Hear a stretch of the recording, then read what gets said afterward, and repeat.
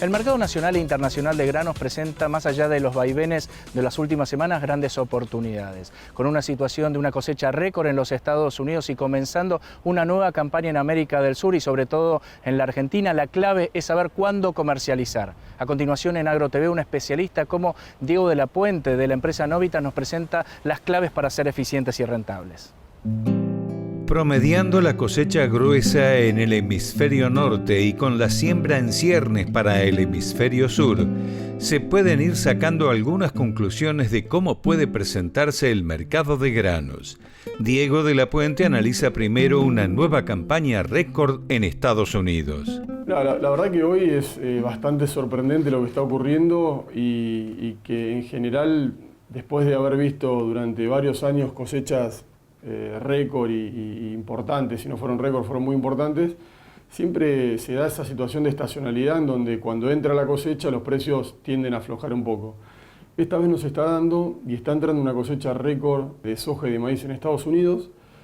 La de soja cada vez es más récord porque el USDA arranca con una estimación de 110 millones, después la llevó a 112, después a 114, ahora a 116 y hay gente hablando de hasta 120. Son 10 millones más de lo que se había estimado originalmente. Para el caso del maíz es un poco al revés, o sea, el maíz habíamos arrancado con una cosecha que era récord, pero se fue lentamente achicando un poco. De todas maneras va a ser una cosecha récord igual. Y sin embargo los precios no bajan. El hecho de que los precios no bajen viene a colación de una demanda que realmente tracciona como pocas veces lo hemos visto.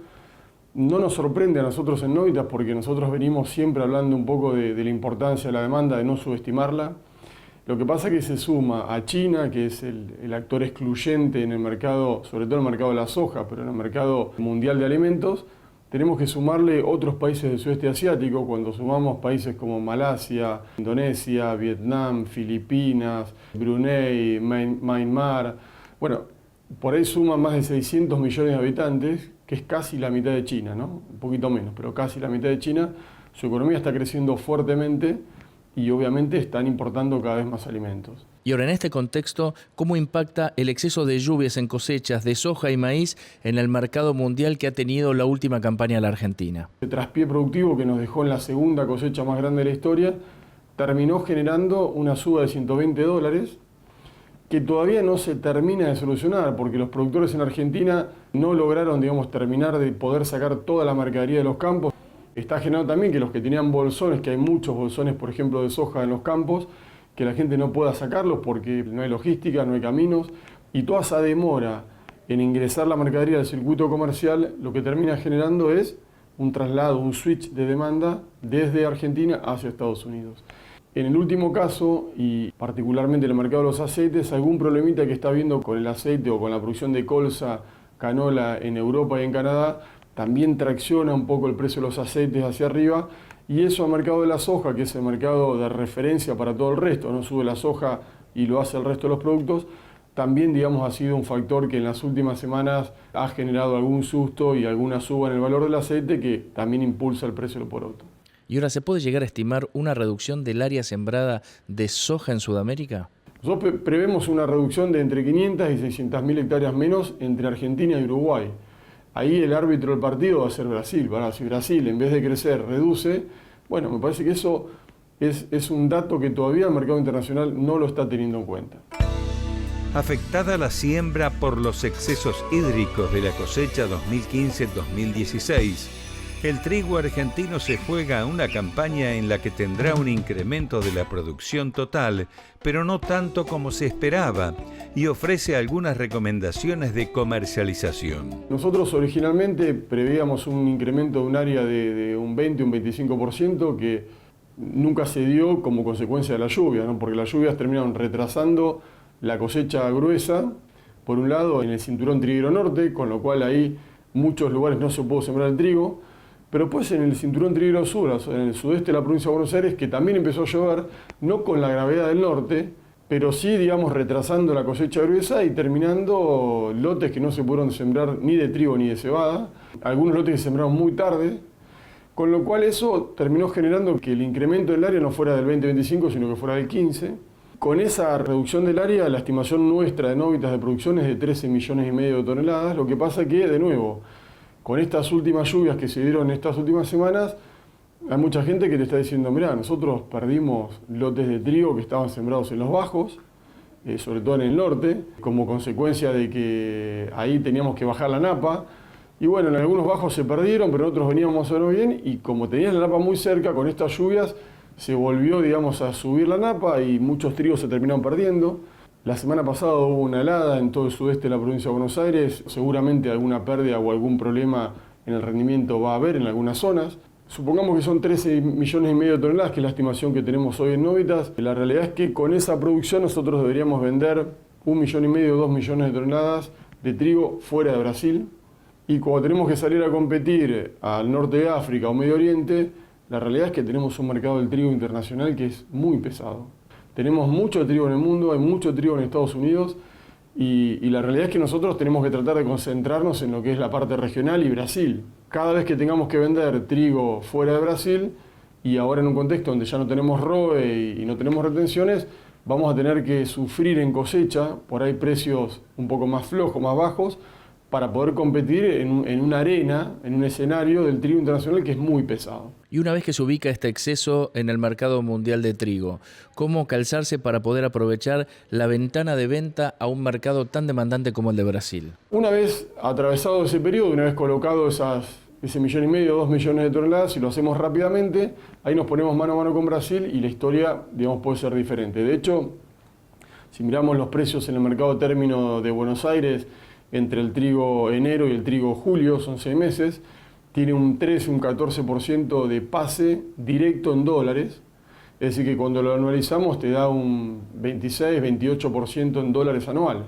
O sea, la mejor cosa que puede hacer un productor es, si necesita plata en cosecha, ir a cualquier banco, hoy se consigue financiación en dólares al 4,5, 5% anual, y vender a un precio que anualizado te da una tasa del 26, 28.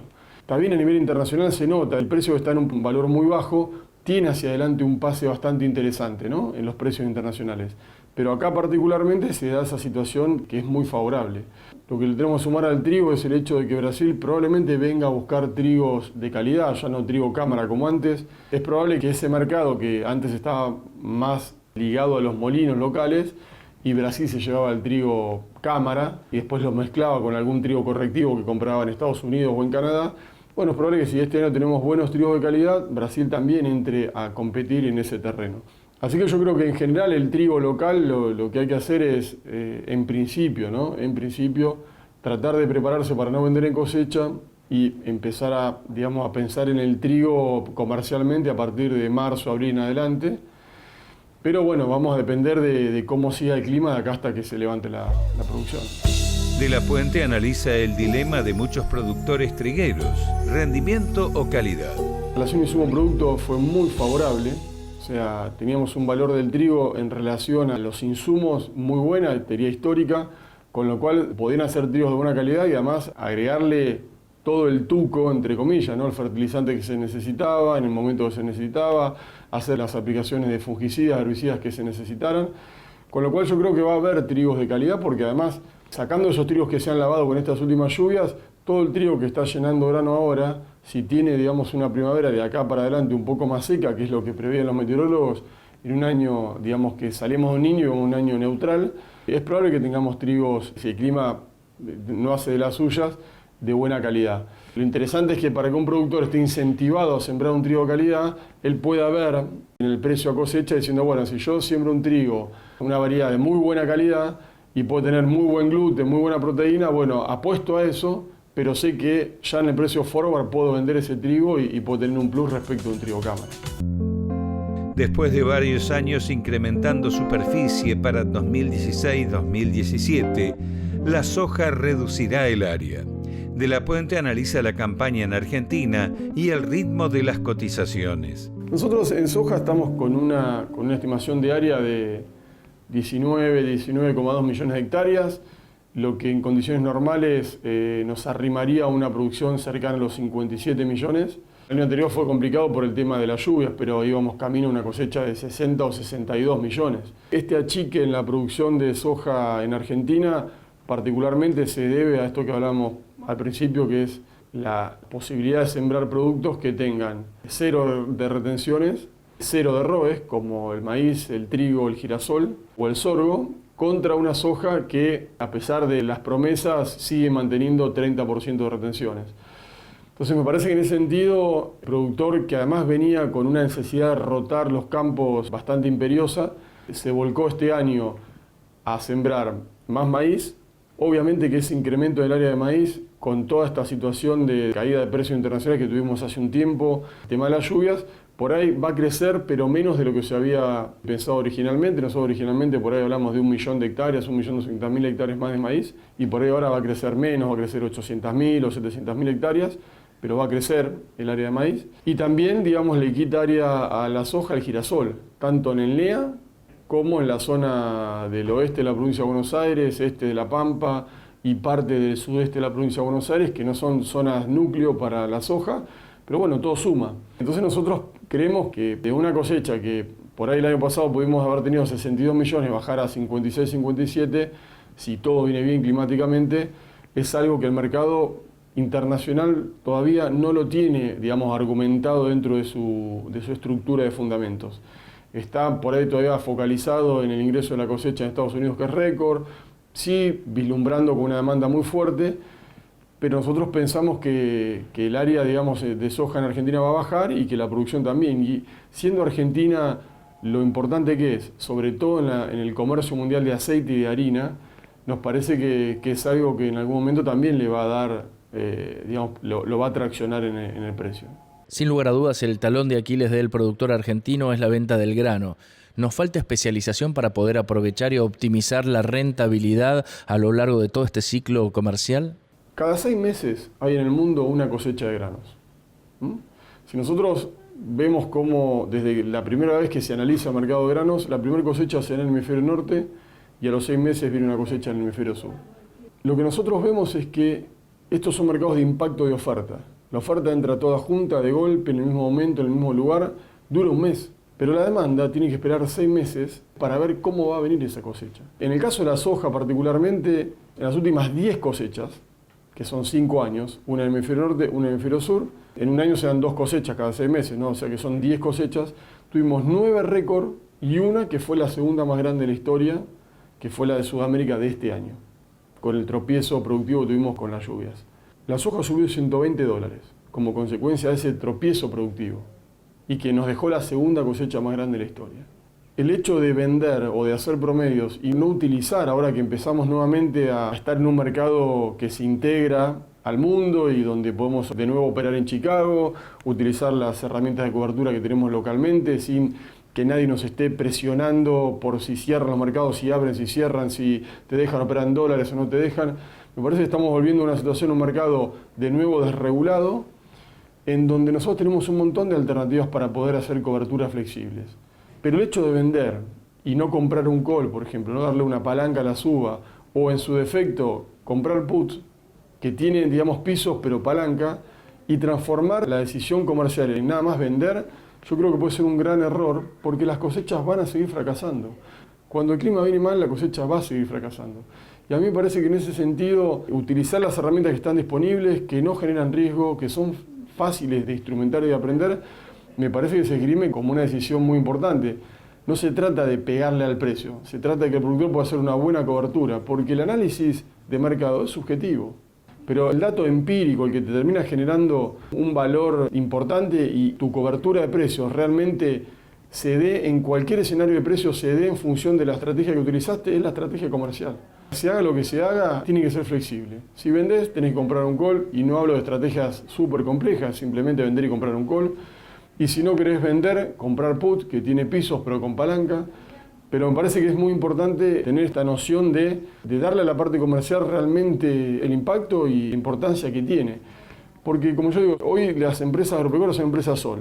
El productor agropecuario, en la gran mayoría de los casos, no en todos, pero en la gran mayoría de los casos, es gerente de producción, gerente comercial, gerente financiero, gerente impositivo, gerente contable, gerente logística. Y lo que termina ocurriendo es que se concentra mucho en producir bien, pero después todas las otras gerencias, entre comillas, que son satélites, las termina manejando mal.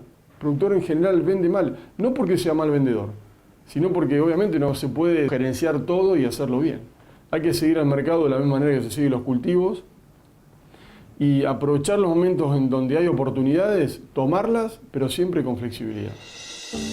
De la Puente pone bajo la lupa la producción de maíz en Argentina, con un panorama de comercialización signado por una nueva cosecha récord en Estados Unidos, pero con algunas señales alentadoras. En el caso del maíz, nosotros estamos con un área sembrada estimada en 5,3 millones de hectáreas, lo cual generaría una producción muy buena del orden de los 34 o 35 millones, que si todo viene bien climáticamente vamos a andar cerca de eso. La realidad es que el mercado del maíz, nosotros éramos muy negativos en el mercado del maíz, porque veníamos de una cosecha que también habían sido importantes a nivel mundial, más allá del traspié productivo que tuvo Brasil con la safriña, pero estamos con una cosecha récord en Estados Unidos de nuevo. Obviamente que el maíz tiene una muy buena demanda vinculada a los alimentos, también vinculada al tema del etanol y sobre todo en Estados Unidos, pero no es la demanda de la soja.